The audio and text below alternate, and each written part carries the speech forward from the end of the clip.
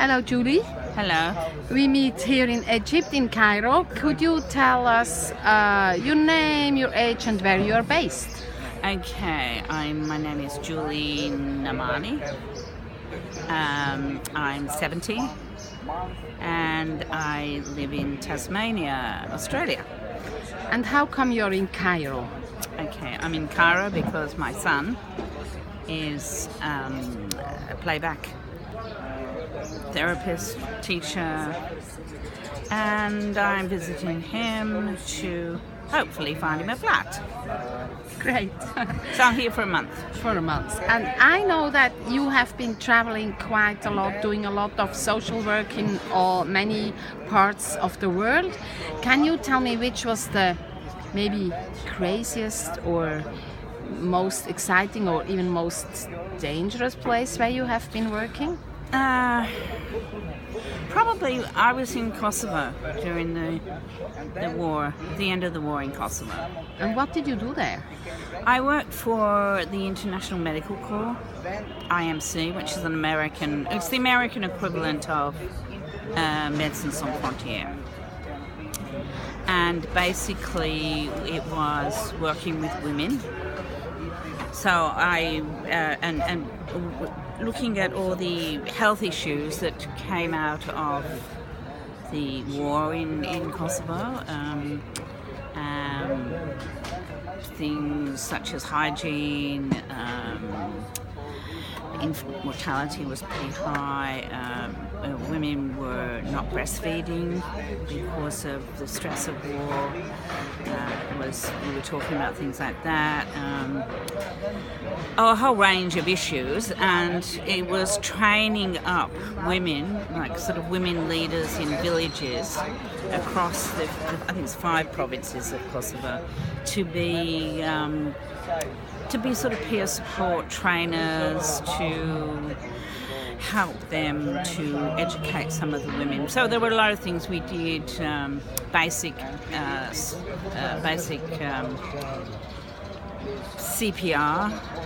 I'm trying to think of the terminology you'd use. Like doing first aid. First aid at home. Yeah. So, and how did you deal with fear or danger? Oh well, because when I was there, we were still they were still dropping bombs. There were bombs still going off. The snipers. There's a lot of activity as the Serbians were retreating. Because we were an NGO and non-political, the group that I was running also worked over in Serbian Mitrovica. So we would go to the bridge, the very famous bridge there, and change the Albanian drivers and interpreters for Serbian So drivers. there were some security measures you had to take. Yeah. But how did you deal? I mean, weren't you afraid being in midst of war? I was, but I think what I learnt from that is the instant friendship, the camaraderie, and the black humour, the amazing black humour. That, I mean, funny stories that weren't funny but were funny. That created this sort of bonding. One story which I like to tell is an American paramedic was working with the group in one of the townships, and she was teaching them. She was saying, when people get blown up, you should get the parts quickly because they would be flown off. You could helicopter them to a hospital. Take the part with them because quite often you can sew it back, a hand or... So we went away for a weekend to Macedonia with the UN. You would get rest. And we came back to Podijeva, and they were very excited, the men that we've been training, and they said, we had someone trot on a bomb and blew off his feet, but we've got his feet. They're in the refrigerator. They were so happy to have his feet. They got him. They put them this was like 2 days after. Yeah. So it was that black humour. That helps you survive and deal with the. But it was very scary. It was it was very scary. I imagine. Yeah, and I think then the other thing would be it being in Afghanistan. Yeah, you have also been in Afghanistan. Where? Well, I was based in Kabul, or- Peshawar, and with an American company, the International Rescue Committee. But we were putting programs. The idea was our programs would go back into Afghanistan because we were working with refugees, and my program was called gender-based violence. Gender-based violence, so fighting against sexual gender-based violence, which is a big theme, of course, in this. Yes. And of course, we had to disguise what we were doing because that was when the Taliban were in power, and so they would not allow that particular program. It was interesting because we worked with some of the imams. And some of them were really good, and they would, give the prayers when they get the prayers out, and they would talk about. So, would you work with the men more than with the women, or with both?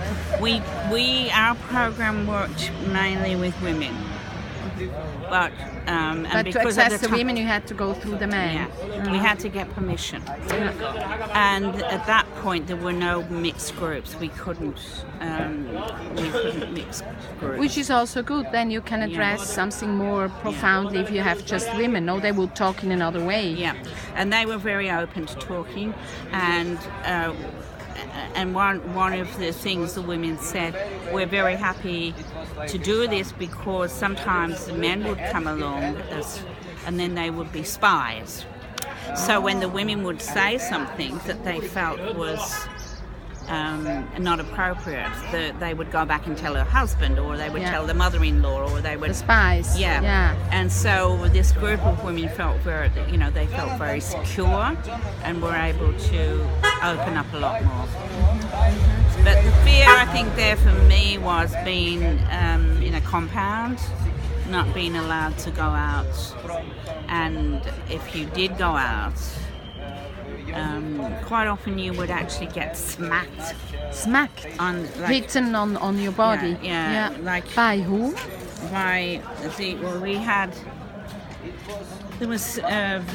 They were called, it was the Ministry of Vice and Virtue.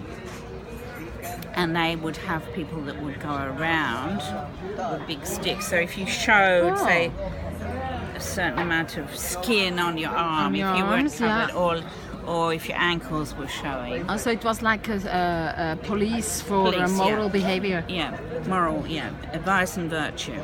And so they would come and hit you on the ankle, hit you on the wrist, if you were not covered up sufficiently. When was that? It was. We had to leave and abort the program because of 9/11. Yeah. So it was before. Yeah. So actually, then I think, from my understanding now, talking to colleagues, it was under Taliban rule. Yeah. And was worse in many ways. In your rich experience of working with women and people around the world in war zones, what is a most touching, or can you tell maybe most touching or very something that working with women had a big impact on you? It's really very difficult to say. I mean, I think. Yeah. I think definitely in Pakistan, the strength of the women was quite amazing. How they would group together against all odds. It was not a program I was directly involved with, but it was part of our overall program, was female education. And the organisation I worked for, trained women as teachers. And so they were so passionate about their girls getting education that they would they would do it, even though that if they got caught, they would be killed. So they would have little sessions in their house. You know, the women, the girls would come. Secrecy and hoping no spy was there. And they would say... Risking their life to have her girls educated. And they would say it's a sewing group. Oh, Or it's, yeah. you know, it's something like that. And the women would come from a long distance and sometimes walking, whatever, and it would be to learn, to read, to write. But it all had to be secret. And I thought, wow, isn't it amazing? Because in the West we take education, you know, but they would risk their lives to have a better future for their children. So I think that was very touching. Thank you. Yeah. It's really touching to hear that as well. Judy, thinking about your own life, what at the moment what do you love or like about your life? I still love traveling very much. Yeah, that's very important. And family and friends. Life, generally. Yeah. I like. And is there something you find challenging about your life at this moment? I think I find it very challenging to live where I live, which is very safe, very secure. Nothing happens. It's very peaceful. Yeah. But you find it challenging? Many people would wish for that. I know, but it's challenging. It's challenging. You like it if it's more interesting, exciting. And that's I think one of those things that we all want peace. We all want. No conflict, we want equality, we want all of those things, but sometimes when you're in a place where that you can achieve all those things, you suddenly realize there's no more challenges. I'm sure there are. But I know what you mean. Boring. It's boring. Yeah. It can be very boring. So I still like and need to challenge. So what's your wish for the future? To be able to keep on doing that. To be able to keep on making a difference in the world. Yeah.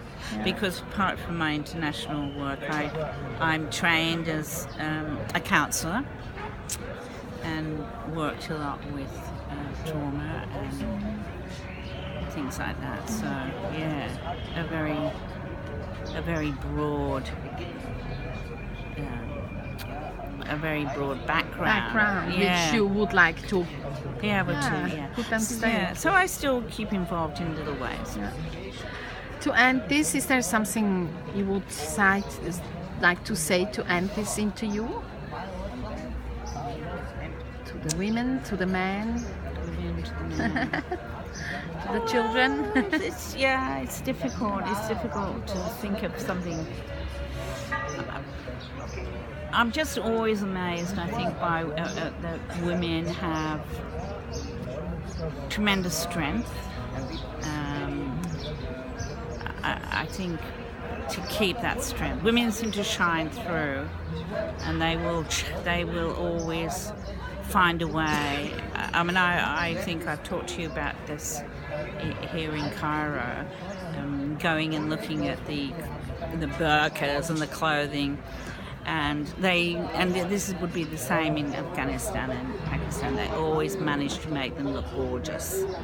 So I love that resilience in women, and I think as long as women continue to keep that resilience, that even though they're not supposed to look beautiful, they'll find a way.